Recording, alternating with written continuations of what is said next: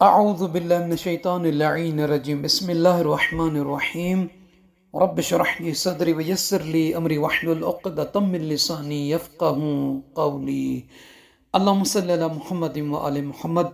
صاحبان ایمان مومنات، جو افراد وسعت رزق کے خواہ ہوں، جو چاہتے ہیں کہ تنگی رزق سے محفوظ رہیں، پروردگار عالم کی نعمتوں کی برسات کا سلسلہ ان پر جاری اور ساری رہے اور اللہ تعالیٰ انہیں طولانی عمر عطا کرے، ان کے رزق میں، مال میں، بزنس میں، کاروبار میں اضافہ ہو، اور خداوند کریم کی خوشنودی رحمت کا وہ خاص نزول ہو ان پر، اور لوگوں کے لیے جو ہے موت ان کے لیے آسان ہو۔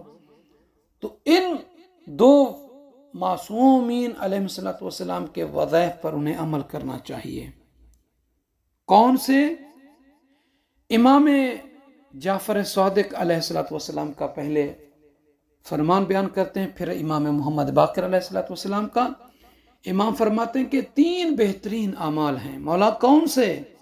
فرماتے ہیں کہ افضل الاعمال الصلاۃ لوقتها، کہ بہترین اعمال میں سے پہلا عمل جو ہے وہ اول وقت میں نماز پڑھنا۔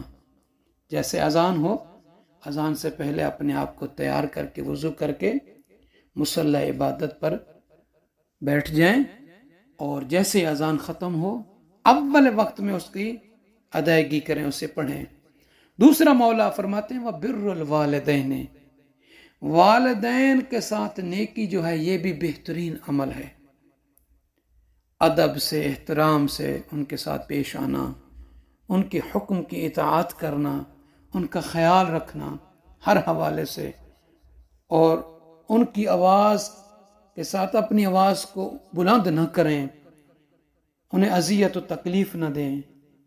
اور تیسرا امام فرماتے ہیں والجہاد فی سبیل اللہ، اللہ کی راہ میں جہاد و کوشش کرنا۔ تو صاحبان ایمان، یہ اول وقت میں جو نماز پڑھنا ہے، اس کے صرف دنیاوی فائدے نہیں، ساتھ ساتھ اخروی بھی فائدے ہیں۔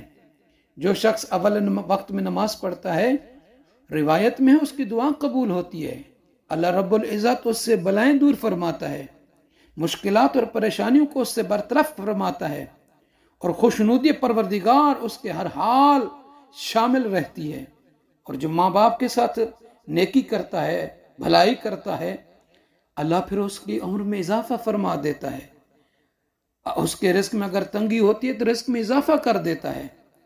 خداوند عالم کی خوشنودی اور رحمت الہی کا وہ باعث بنتا ہے، سبب بنتا ہے والدین کے ساتھ نیکی کرنا۔ اور جو اپنے والدین کی عزت و احترام کرتے ہیں، پھر ان کے بچے بھی ان کی عزت کرتے ہیں، احترام کرتے ہیں۔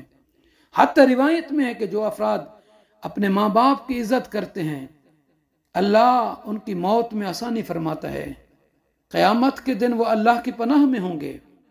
اور تیسرا جو بہترین عمل ہو جہاد کا تھا، تو جہاد 2 طرح کے ہیں، ایک ظاہری جہاد ہوتا ہے، دوسرا باطنی، وہ جو نفس سے ہوتا ہے۔ تو نفس کا جہاد بڑا ہے، جسے جہاد اکبر بھی کہتے ہیں۔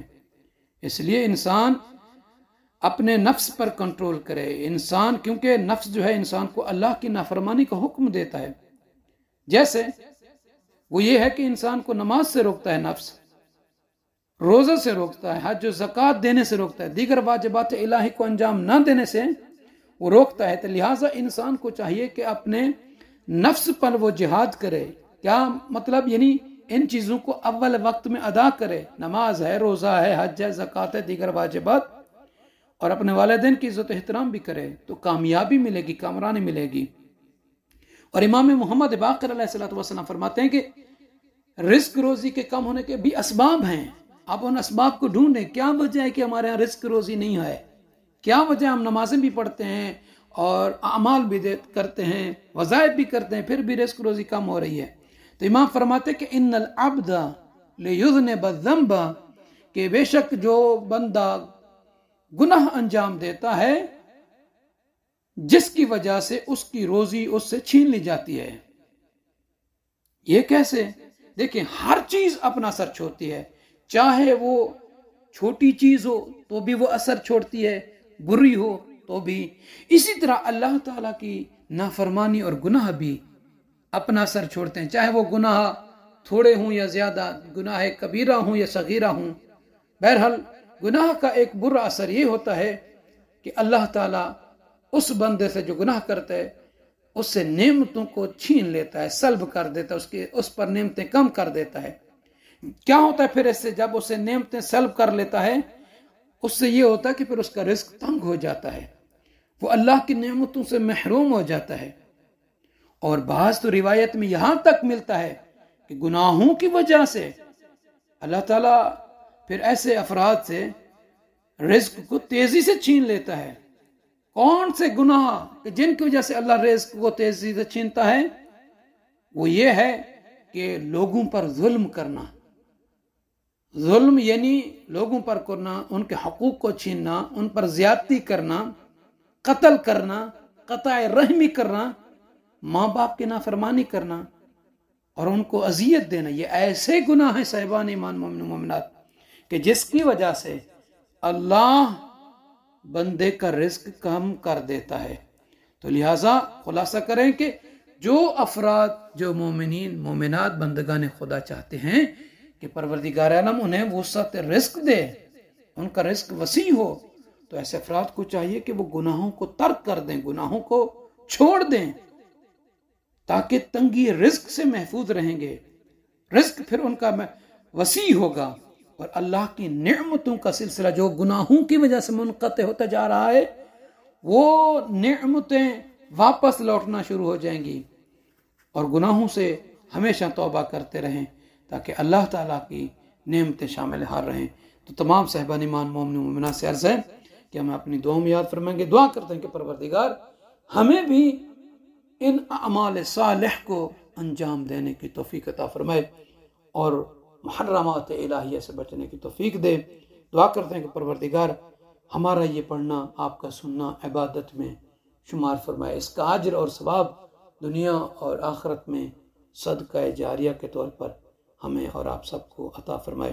آپ سب سے عرض ہے کہ آپ کا چینل ہے نجفی کربلائی، جو افراد ابھی نئے آئے ہیں جنہوں نے ابھی تک سبسکرائب نہیں فرمایا، سبسکرائب بھی فرما دیں، اگر ویڈیو اچھی لگی ہو تو لائک ضرور کر دیجیے گا تاکہ یہ چینل آگے بڑھتا رہے اور مومنین اس سے مستفید ہوتے رہیں، اور یہ صدقہ جاریہ ہے، نیکی کے کام میں جتنا ہو سکے ان میں ہاتھوں کو بڑھ چڑھ کر بڑھایا کریں تاکہ یہ نیکی کے کاموں میں ہاتھ بھی قیامت کے دن گواہی دیں گے۔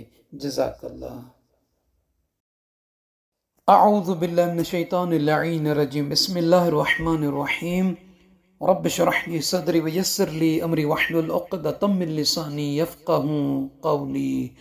اللہم صلی علی محمد وآل محمد۔ صاحبان ایمان مومنات، جو افراد وسعت رزق کے خواہ ہوں، جو چاہتے ہیں کہ تنگی رزق سے محفوظ رہیں، پروردگار عالم کی نعمتوں کی برسات کا سلسلہ ان پر جاری اور ساری رہے، اور اللہ تعالیٰ انہیں طولانی عمر عطا کرے، ان کے رزق میں، مال میں، بزنس میں، کاروبار میں اضافہ ہو، اور خداوند کریم کی خوشنودی رحمت کا وہ خاص نزول ہو ان پر، اور لوگوں کے لیے جو ہے موت ان کے لیے آسان ہو۔ تو ان دو معصومین علیہ الصلوۃ والسلام کے وظائف پر انہیں عمل کرنا چاہیے۔